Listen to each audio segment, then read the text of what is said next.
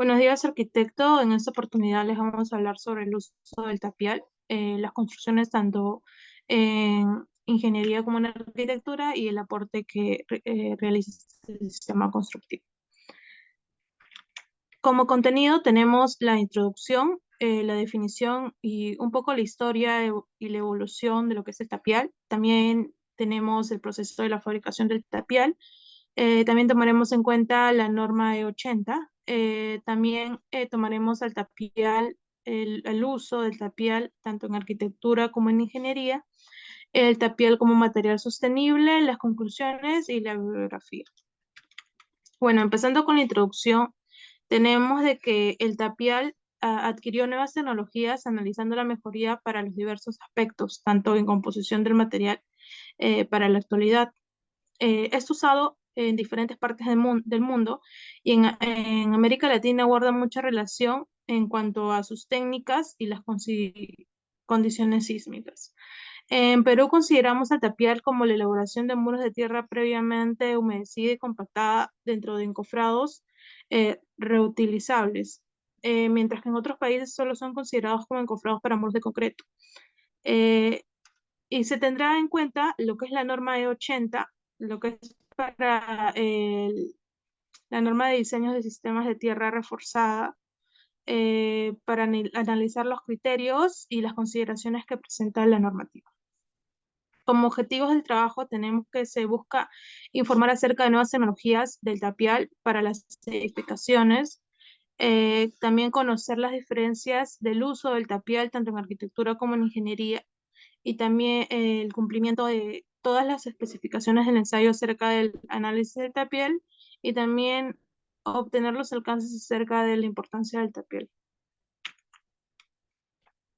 En cuanto a su definición, tenemos de que el tapial o tierra apisonada es un método de construcción de muros con tierra arcillosa, con húmeda, compactada a golpes con un pisón vertido en un encofrado con diferentes capas.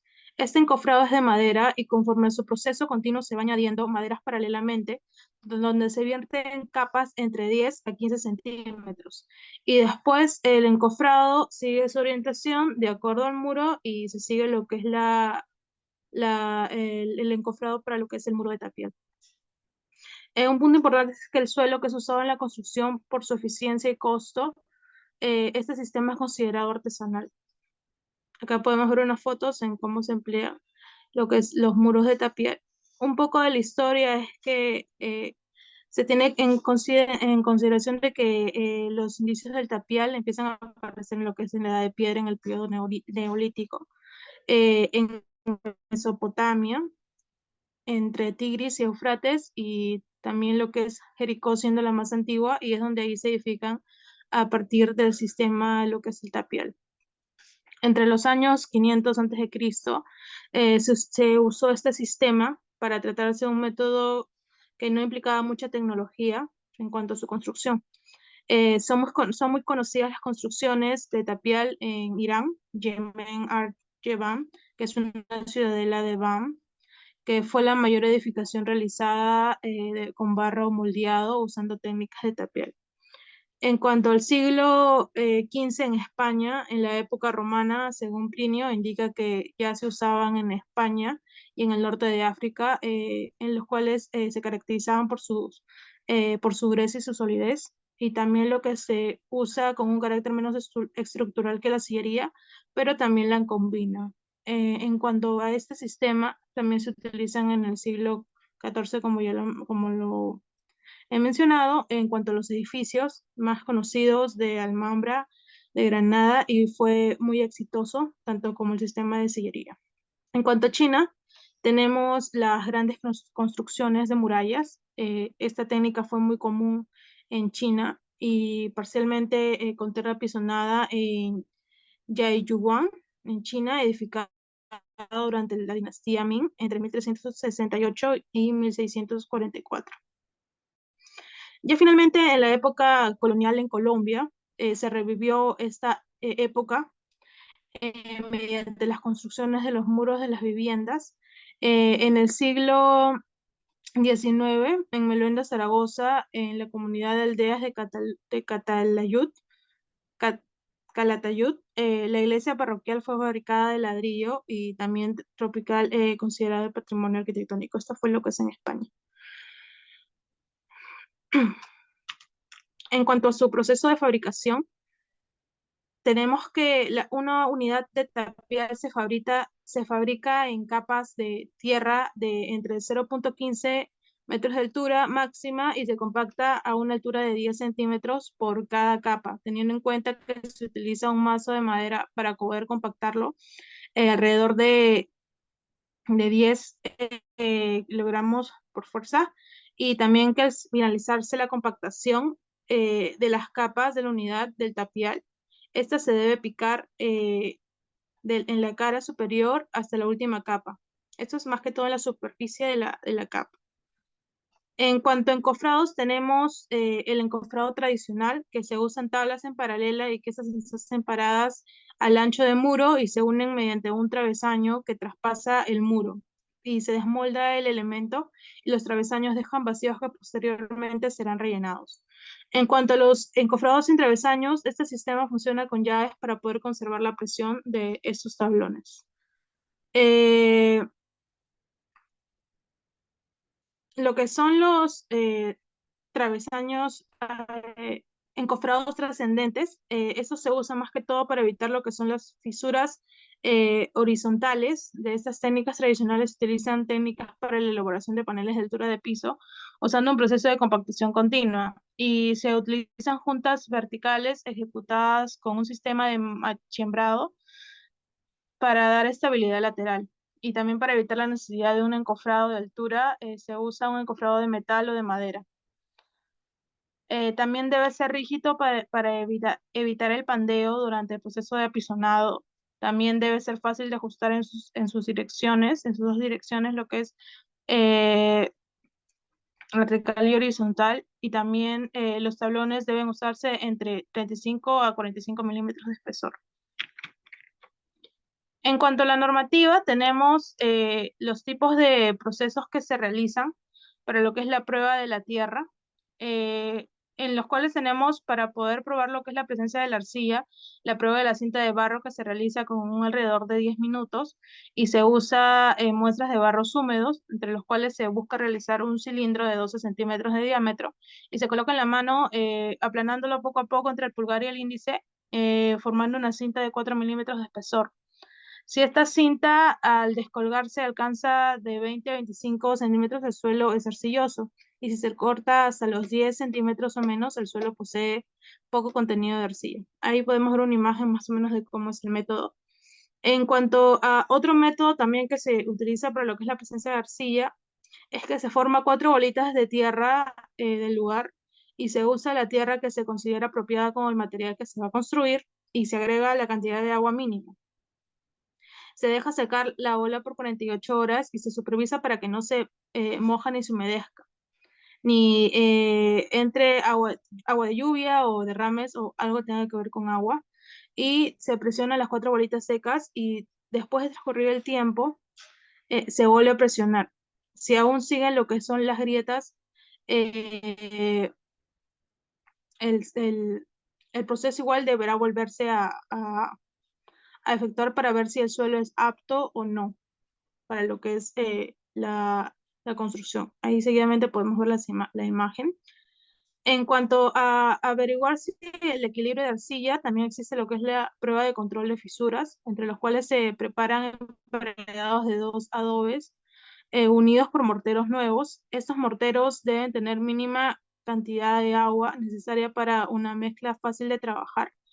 En esta preparación, los diferentes especímenes de mortero aumentarán la capacidad de arena gruesa en cada una de las muestras. Así seguidamente con las 3 muestras, donde vemos que según la proporción esta va cambiando, y también según el espécimen, y que si el suelo no presenta ninguna suficiente arcilla, no muestra fisuras, no va a presentar fisuras ni grietas en ninguno de los modelos que se van a dar para lo que es esta prueba. Significa que no requiere ningún tipo de agregado de arena gruesa, porque significa que estén en equilibrio.